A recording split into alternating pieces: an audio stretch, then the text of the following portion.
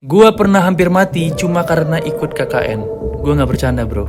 Selama gua kuliah, KKN adalah kegiatan kampus yang paling suram yang pernah gue ikutin.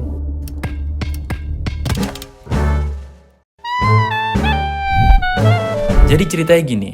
Dulu sebelum gue ikut KKN, dalam pikiran gue, KKN itu suatu kegiatan kampus yang paling seru menurut gue. Dan rugi kalau lu mahasiswa, tapi nggak pernah ikut KKN. Dengan lu ikut KKN, lu dapat banyak pengalaman baru nih sebagai mahasiswa. Lu bisa dapat teman baru dari berbagai fakultas, lu bisa sambil liburan di tempat KKN-nya.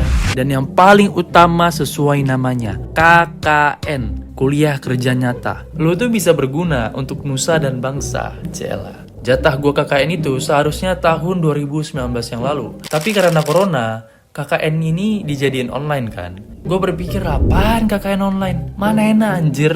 Jadi gue nungguin lah nih sampai selesai corona. Sampai akhirnya KKN yang gue harapkan tiba. Pasca COVID-19. Kampus gue mengedarkan sebuah informasi sakral bagi gue. KKN online ditiadakan. Digantikan dengan KKN offline. Gue senengnya bukan main. KKN gue ini diadakan di 3 daerah dan daftar KKN-nya itu ada 2 tahap. Yang bikin gue makin semangat ikut KKN ini adalah di tahap pertamanya itu lu bisa pilih daerah mana yang lu mau dari ketiga daerah yang udah ditentuin. Dan ada satu daerah yang tempatnya itu cantik banget anjing. Tapi kuotanya terbatas pak. Daerahnya tuh cuma nampung 50 orang anak KKN. Jadi sebelum pendaftaran tahap pertama KKN itu dibuka, jari telunjuk gue udah stay di atas tombol enter. Dan gue siap bersaing dengan ribuan jari telunjuk anak KKN lainnya. Gue yakin banget gue bakalan jadi salah satu orang yang terpilih untuk KKN di daerah itu. Dalam hitungan mundur, pendaftaran KKN tahap 1 pun dibuka.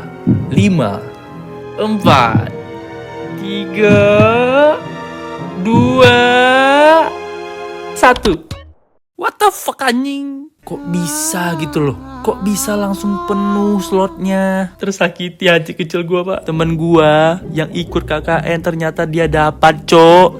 Dia dapat daerah yang gue impi-impikan anjir. Mana pakai buat story lagi. Captionnya tuh rezeki anak soleh. Tapi ya udahlah. Setelah pendaftaran tahap pertama gue isi dengan penuh riang gembira, pendaftaran di tahap kedua ini gue cuman isi biodata gue dan segala macam lainnya. Dan muncullah nama-nama kelompok gue. Ekspektasi gue KKN itu biasanya rame kan ya. Tapi ini kok cuman 4 orang. Mana gue sendiri cowok lagi. Selebihnya cewek semua anjir. Setelah gue baca-baca, gue nggak ngeh. Ternyata ada tulisan KKN ini merupakan KKN percobaan pasca COVID-19. Jadi gue ikut KKN percobaan nih.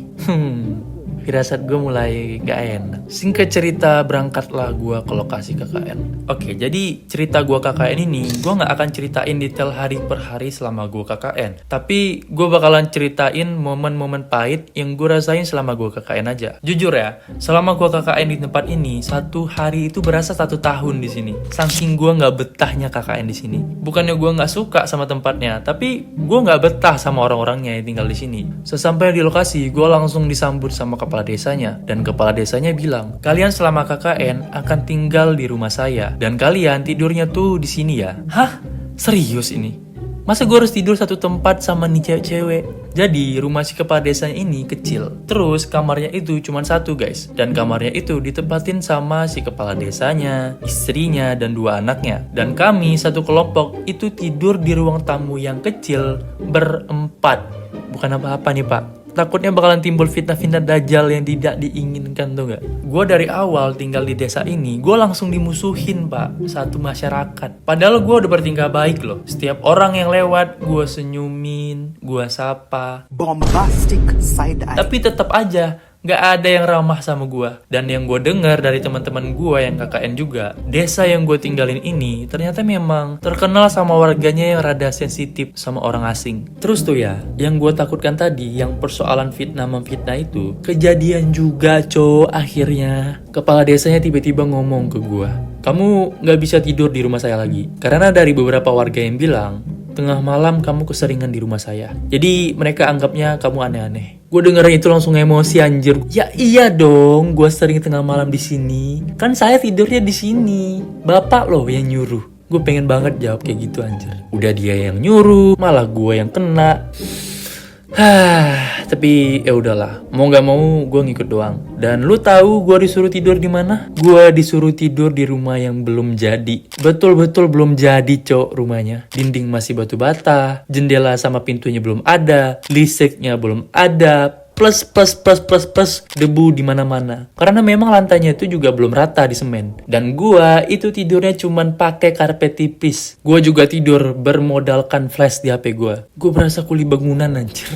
Dan masuklah ke puncak kesialan gue yang terakhir. Minggu terakhir kami KKN. Si kepala desanya itu kasih kelompok gue tugas, yaitu nyuruh kami buat pamflet baru yang ada di kantor si kepala desanya. Karena gue gak mau buat masalah bertambah, jadi ya mau gak mau gue terpaksa nurutin kemauan si kepala desanya. Jadi gue harus cari papan yang gede untuk pamfletnya. Masalahnya di desa itu gak ada yang jual papan segede itu. Karena gue bingung, gue minta tolong lah ke teman-teman gue yang KKN juga, yang ada di desa lain, buat temenin gua cari papan itu. Temen gua sampai demi-demi pinjem becak barang di desa. Keesokan harinya, gua dan 2 orang temen gua yang dari desa lain ini berangkatlah dalam misi pencarian papan dengan becak barang itu. Kelompok gua yang cewek-cewek nggak gua kasih ikut karena becaknya nggak muat. Gua tuh duduk di becak barangnya, sedangkan 2 temen gua itu duduk di motornya. Setelah beberapa jam kami cari papannya, tapi nggak ketemu-ketemu juga. Tiba-tiba entah apa yang terjadi, temen gua yang bawa becak itu tabrak Fuso Pertamina. Ya kalian gak salah denger, Fuso Pertamina yang segede gaban itu. Teman-teman gue yang 2 orang itu lompat, cok, gak pakai briefing. Gue yang lagi pegangan di becak cuman bisa pasrah. Setelah itu ya gue pingsan, gue gak ingat apa-apa lagi. Di saat gue bangun, gue cuman lihat sekeliling gue, teman-teman gue udah pada nangis. Dan lu mau tahu separah apa gue? Jidat gue bocor, kepala belakang gue bocor, dagu gue bocor, paha gue sobek, kaki gue patah, jari-jari kaki gue retak. Sial banget sumpah KKN-nya. Dan yang bikin gue makin emosi adalah pihak kampus gue nanya sama kepala desa gue, kok bisa gitu lo gue tabrak? Tahu jawaban si kepala desanya apa? Gue bisa tabrak kayak gitu gara-gara gue jalan-jalan dan gue nggak minta izin ke si kepala desanya. Kayak gitu, cok, jawabannya. Padahal dia yang nyuruh gue cari papan. Dan setelah nilai KKN gue keluar, dari di antara seluruh anak KKN yang ikut waktu itu,